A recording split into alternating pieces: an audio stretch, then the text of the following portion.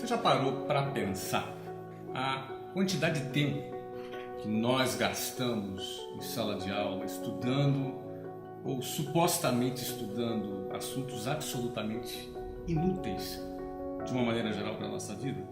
Muita gente, sempre quando vai defender esse modelo de ensino atual, ele geralmente fala: não, é muito importante a gente estudar de tudo. Conhecimento nunca é demais. Mas isso não é verdade. Em primeiro lugar, existem coisas que são úteis e outras coisas que não são úteis. E além do mais, esse sistema de ensino convencional que está aí, ele foi criado e desenvolvido lá na época da Revolução Industrial, quando as fábricas precisavam formar empregados para trabalharem nas indústrias. Bom, naquela época não existia internet.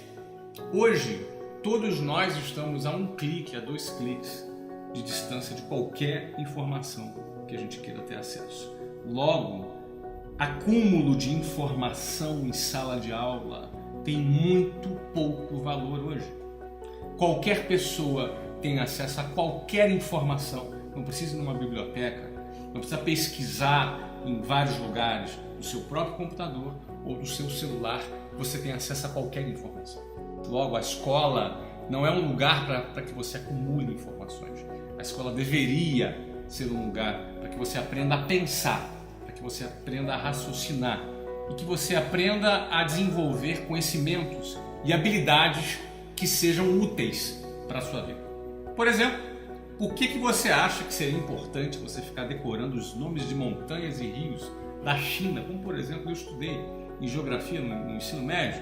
Eu nem me lembro mais, eu tirava notas boas, eu fui um excelente aluno, mas hoje eu não me lembro. Grande parte daquilo que você estudou na escola, você vai se lembrar. Eu não me lembro da maioria das coisas, de muitas das coisas que eu estudei na escola, porque no fundo, grande parte do tempo a gente fica decorando, acumulando informações e decorando informações para a gente poder fazer prova.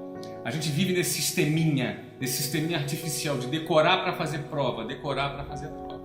A pergunta que fica é: necessariamente os melhores alunos das turmas são os que são mais bem-sucedidos na vida? Necessariamente aqueles que mais são bem-sucedidos nesse sisteminha de decorar para fazer prova são aqueles que estarão preparados para resolver os problemas reais da vida? A escola deveria se atualizar. A escola, além de matar a imaginação das pessoas, colocam elas dentro de uma caixa, treinam elas para pararem de pensar, para pararem de ter iniciativa e colocam as pessoas como meros consumidores passivos de informação. As pessoas sentam, um professor fala e todo mundo fica comendo e ruminando aquela informação que o professor passa para ele na sala de aula, e depois tem uma prova, que prova apenas que você soube treinar e decorar para fazer aquela prova. A maioria já esquece logo depois da prova. Uma das outras provas de que esse sistema é ineficiente é que ao final do ensino médio, grande parte dos alunos que se formam no ensino médio são analfabetos funcionais. Na realidade, estou falando até de universitários, são analfabetos funcionais. O que é o analfabeto funcional? É a pessoa que é incapaz de compreender, ler um texto, e ele é incapaz de compreender o que aquele texto simples está querendo transmitir. Passaram mais de uma década nas mãos do sistema de ensino, mas mais uma vez o sistema de ensino se prova incompetente para isso. Em vez disso, e se a escola tivesse um formato diferente? Se em vez de muitas matérias inúteis que se tem na escola, por exemplo, você estudasse direito do consumidor. Aí você vai falar assim: pô, Flávio, mas nem todo mundo quer ser advogado. Ô meu filho, você não quer ser advogado, mas você é um cidadão. Você precisa saber os seus direitos. Direito do consumidor não é para advogado somente. É para você, é para mim, é para qualquer pessoa. Todas as pessoas poderiam estudar direito do consumidor, poderiam estudar direito civil, poderiam estudar as várias disciplinas do direito que te dá noção das regras do jogo, para que nós vivamos em sociedade conscientes dos nossos direitos. Não do ponto de vista técnico, da profundidade, para você fazer uma defesa, uma petição. Não, nada disso. Você conhecer o básico como consumidor, como um indivíduo que vive numa sociedade que tem leis e regras do jogo. Não entender o mínimo das várias disciplinas do direito é o mesmo que você ser um jogador de futebol e não saber o que é impedimento. Você não saber que não pode botar a mão na área, senão é pênalti. E, infelizmente, nós passamos mais de uma década esquentando a cadeira da escola sem aprender o mínimo das regras do jogo. Por que isso? Será que quem decide esse programa não tem interesse que você conheça as regras do jogo? Você quer ver uma outra matéria que é fundamental? Educação financeira. Educação financeira é fundamental. Você deveria estudar isso todas as semanas nos últimos 10 anos da sua vida. Desde a primeira série do ensino fundamental, você já deveria estudar educação financeira. Educação financeira é como você comprar um imóvel, como comprar um carro, como deduzir juros, como trazer os valores para valor presente, como calcular o impacto dos juros a longo prazo, como você aplicar o seu dinheiro, como você ter a sua independência financeira, como você fazer a sua própria previdência em vez de ficar dependendo da porcaria da previdência que o governo oferece, como você poder gerenciar melhor o seu dinheiro. Por que será que você não aprende isso? Por que será que você ficou estudando as briófitas em vez de aprender como lidar com o seu dinheiro? Aí aparece sempre naquela hora que aparece sempre alguém falando assim, né? Não, é importante conhecimentos gerais. É legal, meu amigo. O Google tá aí pra gente saber de tudo. Agora, já que a gente vai estudar alguma coisa, já que nós vamos gastar o nosso tempo com alguma coisa na escola, que seja com alguma coisa útil. Por que estudar alguma coisa que não é útil sob o argumento dos conhecimentos gerais? Então estudemos os conhecimentos gerais, investiguemos os conhecimentos gerais, mas com temas que sejam úteis. Por exemplo, primeiro socorro. Um cara teve um AVC na rua, você sabe o que fazer? Teve um ataque cardíaco, você sabe o que fazer? Teve uma parada cardiorrespiratória, você sabe o que fazer? Você pode salvar uma vida.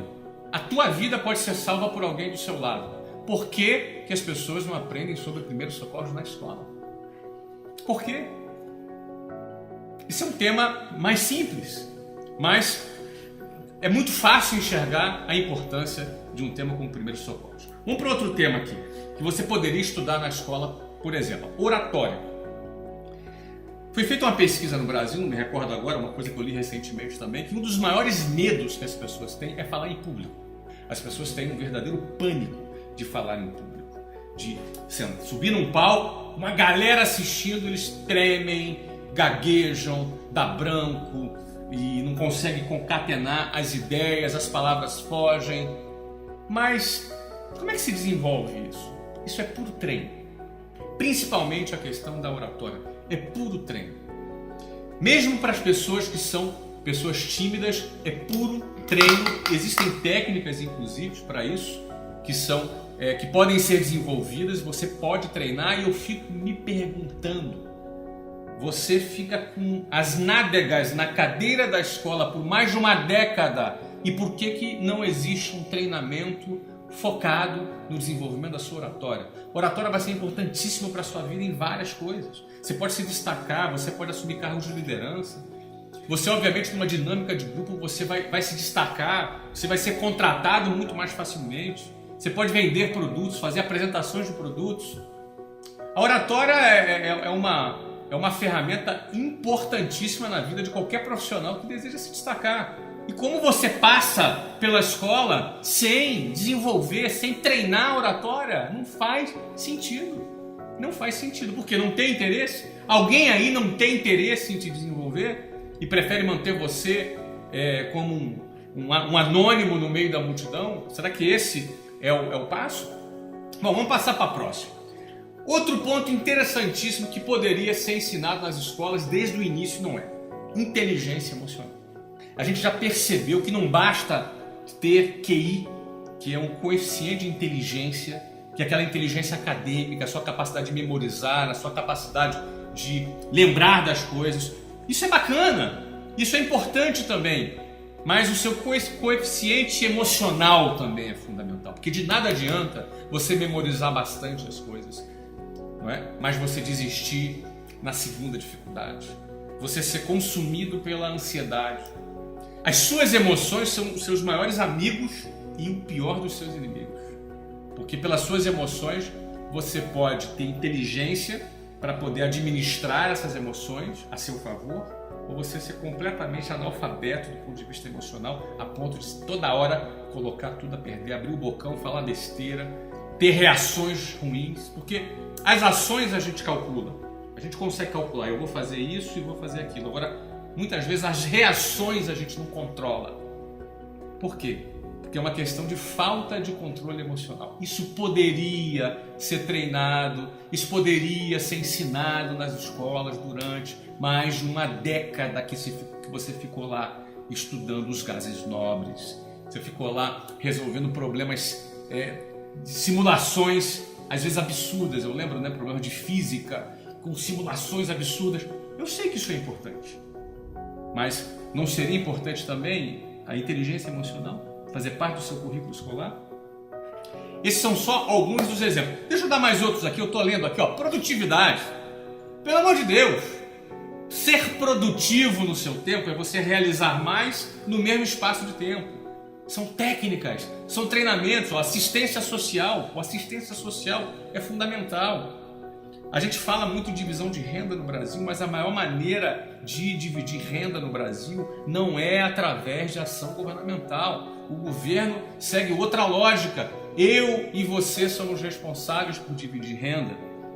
Como, Flávio? Cara, quando eu divido o meu conhecimento com você, eu estou dividindo renda com você. Eu estou te dando uma vara de pescar e estou te ensinando a você a como pescar.